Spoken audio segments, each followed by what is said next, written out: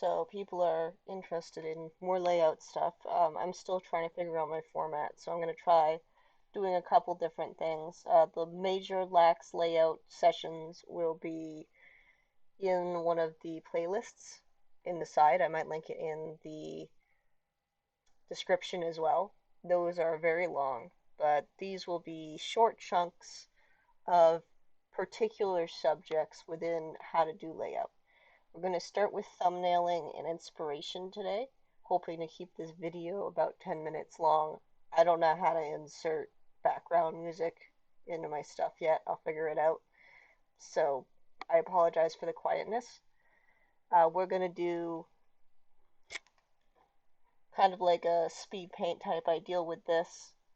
And what I'm going to do is sketch out two ideas here, pick the one I like, we'll refine it a little bit, and I'll show you how to gather some inspiration as well. Um, and then the next episode, we'll talk about how you refine those, how you handle um, actually starting the cleanup process, talking about what makes a good layout, what doesn't make a good layout. I'm going to start with basics. We can talk about structural stuff maybe next episode, but we're going to do a forest setting because forest settings are my favorite. So the first thing I do is I go to Pinterest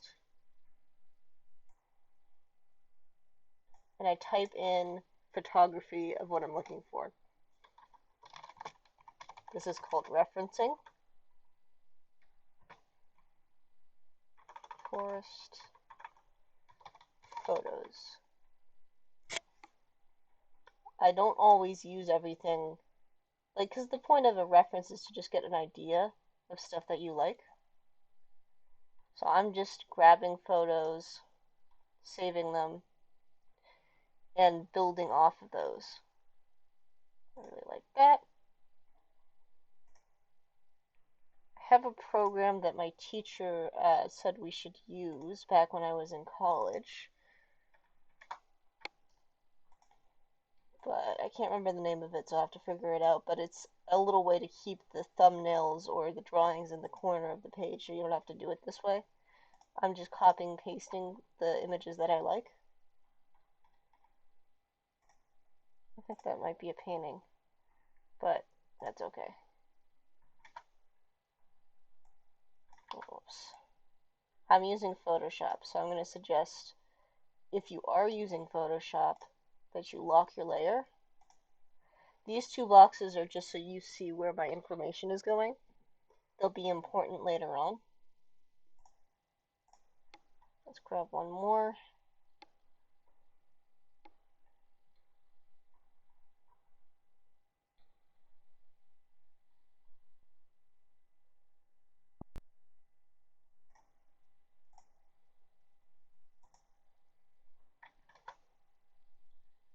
So we've got our drawings. I usually grab more than this, but it's not necessary, because this is just a quickie. Just try to zoom this to be appropriate length. There we go. I'm going to combine these all down. And I'm just going to drag them down here for right now. So what we want to do is start with a horizon line. I am going to do a very rough horizon line. With horizon lines, which is where your vanishing points will go eventually, you want to make sure, one, that it's straight. I'm just doing this quickly. We'll go back and straighten it later.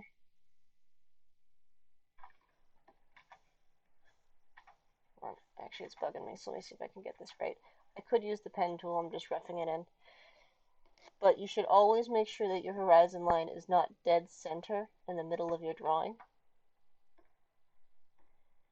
That is a very important tip. Everybody kind of sets it in the center, but the reason you don't want to do that is it makes your drawing very boring. So you want to go either a little below or a little above the center. So we've got this in. We're not going to worry about doing perspective lines in the very early stages because we're roughing things out. I would suggest doing a square that is 3 by 5 for these. That's what I have here. But I am a layout slash storyboard artist at the best of times. So for me, that's just the panel size that I use. Adjust it to whatever your drawing is going to be, but always start with the background before you do the character stuff. So what I'm going to do, sorry, I started getting ahead of myself there. Because you guys haven't really done a lot of layouts, or maybe you have and you just want to see a new technique, I sometimes will just use the opacity tool to kind of block out shapes.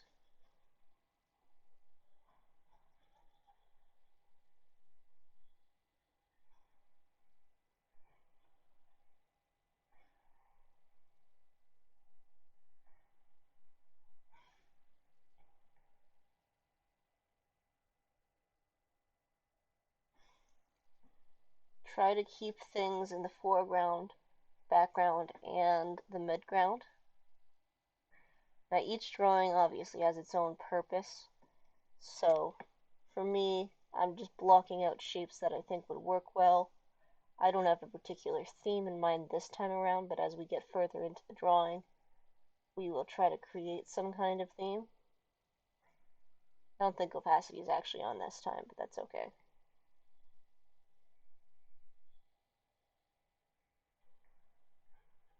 Notice I don't have pressure sensitivity on, because if you do that early on to this phase, then you're going to just end up confusing your line work.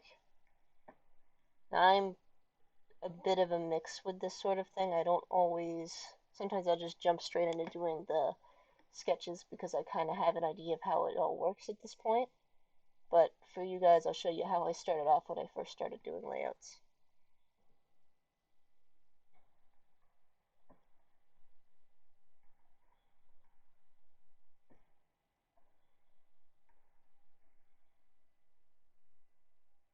Grab another color. Let's go with a green.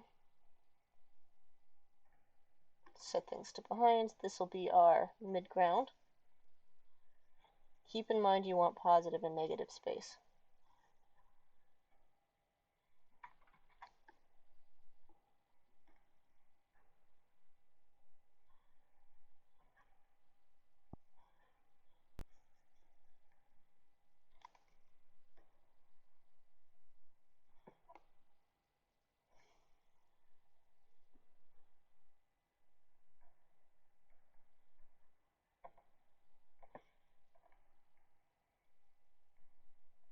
Now the reason I'm starting with a forest isn't just because it's my favorite thing, but it's also because cylinders are one of the hardest things to draw in my opinion, and I want to show you guys proper techniques in the next episode on how to handle that. Let's see, what will we have in the background? I'm trying to create what's called a natural framing here, so that the eyes are led to this spot. So I think what we'll do is add some kind of little cabin here. Again, this is just blocking out shapes. I'm going to speed paint the next section of this, which is just me cleaning things up and getting a better idea of where things should be. And then we'll jump to the next episode, where we'll talk more about perspective lines and figuring out how to make things work.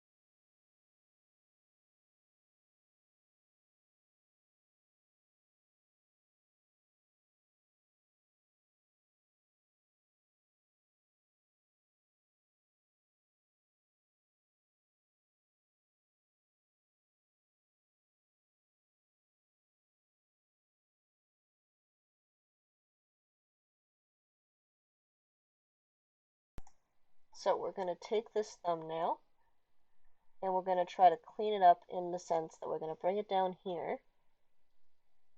and just try to rough out some things that could be fixed, and then we'll do the next episode, which will focus on actually creating perspective lines, talking about how to make things look nicer. In the very early stages of the sort of layout or character design, everything looks very, very rough. So this is just more an idea of where things will be laid out. So we'll speed paint through the next chunk, and then I'll explain my methoding just briefly. But our focus is to try to create this doorway to be the focal point. It already sort of is, but we could do better. We will not be putting any sort of, the pressure sensitivity at this point should be on, because you're trying to figure out where you want things to lay. You can get rid of your thumbnails now. There they are.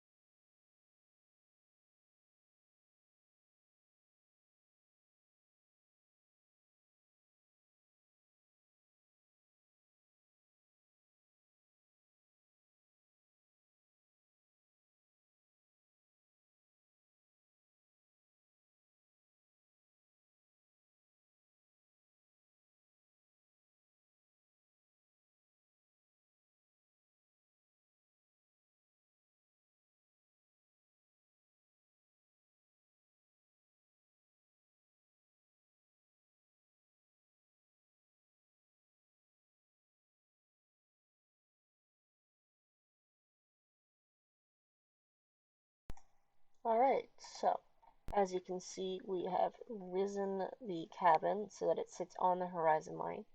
This creates more of a natural gap that we can play around with. We haven't raised it much, but we raised it a little bit. We've pulled in some of these shapes so that they look more interesting. I will use a set of colors so you can distinguish things better on your end. So we pulled this tree out so that it's larger and that the branches point in the general direction. of the house. You always want to lead your audience to wherever they're actually looking. The trick I learned from Mulan, actually, watching and observing Mulan, and I think it is a powerful, powerful trick. A lot of older Disney films will use that. They'll create some sort of natural framing.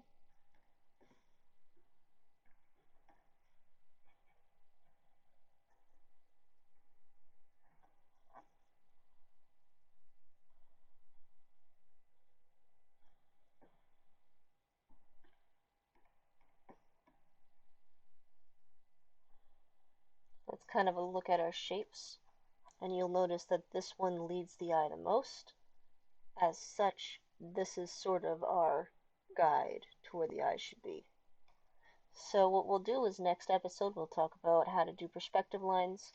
We'll build things up a little bit more, and I'll talk about how to build proper structures and how to build a unique shape based off of proper structure building. And that'll be all. Thanks for watching.